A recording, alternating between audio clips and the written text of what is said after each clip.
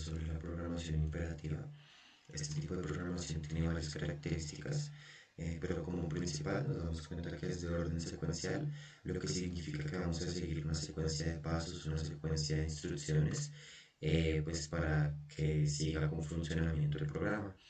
Dentro de estos programas sabemos que las variables van a poder cambiar, vamos a poder manipular las variables, van a poder guardar, van a tener su espacio de memoria en donde almacenan datos y nos ayudamos con estructuras de control. Estas estructuras de control, un for, un while, un if, eh, nos ayudan dentro de los lenguajes, pues como a poder organizar toda esa información y toda esa cantidad de pasos de forma mucho más eficiente. Este puede ser un ejemplo de programación imperativa, donde vemos que tenemos la variable eh, y pues el condicional, ¿no? Con el cual vemos que se van a sumar desde el 1 al 5 todos los números y se va a imprimir en pantalla. Bueno, los objetos son como las cosas que usas o ves, cada una con sus propias características y cosas que puede hacer. Las clases son como los planos para construir objetos del mismo tipo. También tenemos los atributos, que son las características que describen cómo es un objeto. Los métodos, que también son las acciones que un objeto puede realizar, pues dentro del código, ¿no? Encapsulamiento. Es como guardar información importante de un objeto de forma segura dentro del mismo. La herencia es cuando una clase nueva toma una característica de una clase que pues, ya existe en el momento. También tendremos el polimorfismo, que es la capacidad de de que diferentes objetos pues hagan cosas de manera similar, pero con sus propios resultados. La programación funcional es un estilo de codificación más declarativo, es decir, que a comparación de la programación imperativa, no se enfoca en el paso a paso de cómo se hace en código, sino que se enfoca en el qué hace. Esto básicamente a través de las funciones, como su nombre lo dice, vamos a desarrollar código a través de las funciones. Ya no vamos a enfocarnos en el por qué hace cada cosa, como lo haría la programación imperativa que usa bucles como lo son for e if, sino que aquí vamos a usar simplemente puras funciones, lo que hace que nos reduzca el código, ya que códigos que se pueden hacer en varias líneas, estas las hace en solo una línea, solo con funciones. Esta se caracteriza por facilitar el uso de expresiones con bucles. Aquí no vamos a usar, como lo dije anteriormente, el for ni el if, sino una API que se llama strings. Y esta API básicamente usa clases que procesan, por así decirlo, secuencias de elementos que pueden ser creadas a través de colecciones o listas en Java. Y esto, básicamente, el strings es la función que hace que pueda recorrer esas colecciones y así poder hacer las operaciones, todo en una misma línea, con más funciones. Digamos que quisiera hacer una consulta, que quisiera filtrar por, no sé, datos con nombres que empiecen por A, un ejemplo, o personas que tengan edad mayor o igual a 20, todo lo hace en la misma línea, poniendo ciertos condicionales y sabiendo usar las funciones. Eh, la programación funcional también usa expresiones lambda para escribir código. Las expresiones lambda se pueden usar como funciones sin nombre o también como argumentos de un método.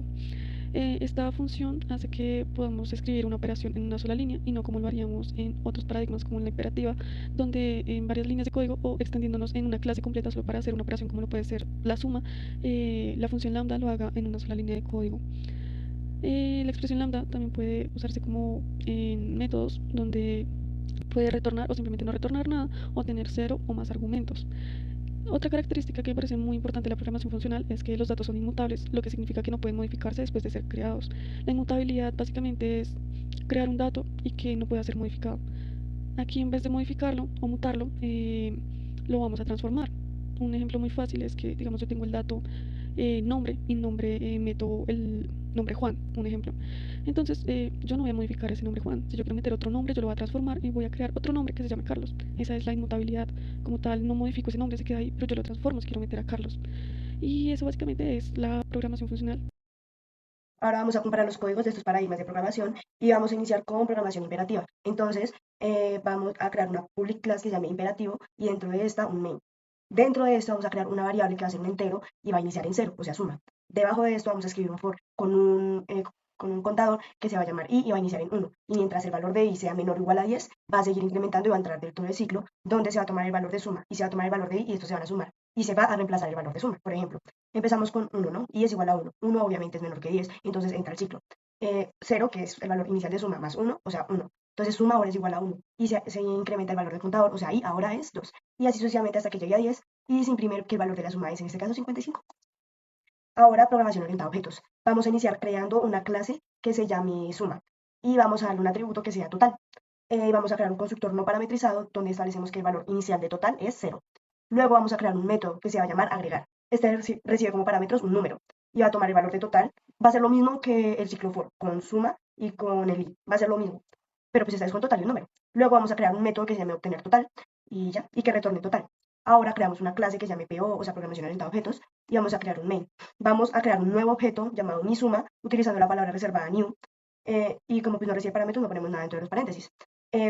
Creamos un for en el que también creamos un contador llamado i, que va a ser el número que recibe agregar, que recibe el método de agregar. Y pues ahí se va a ir sumando y se va cambiando de total. Va a ser lo mismo que el otro, pero pues esta vez pues con el método de agregar. Y luego, cuando ya ahí sea igual a 10, se sale del for y se imprime el valor de mi suma por medio de obtener total, que pues va a ser 55 igualmente. Y ahora, ahora programación funcional, importamos stream, que es una lista, y también importamos intstream para tener los métodos privados, por decirlo así, de estas listas en particular, que son listas de números. Creamos una clase que se llama funcional y dentro de esta un main. Dentro de esta creamos una nueva variable que sea un entero, que sea suma, y que sea ahí establecemos que sea un int stream. Y por medio del punto range closed, establecemos que va a tener un rango cerrado, va a ser entre 1 y 10, y ponemos punto sum, que va a ser como un método de int string. Por eso es importante importarlo arriba. Y luego, y lo que hace el sum es sumar los números de 1 a 10. Y ahora por medio de un print es simplemente imprimimos suma y va a poner que el valor es 55. Y ya, eso sería todo. Gracias.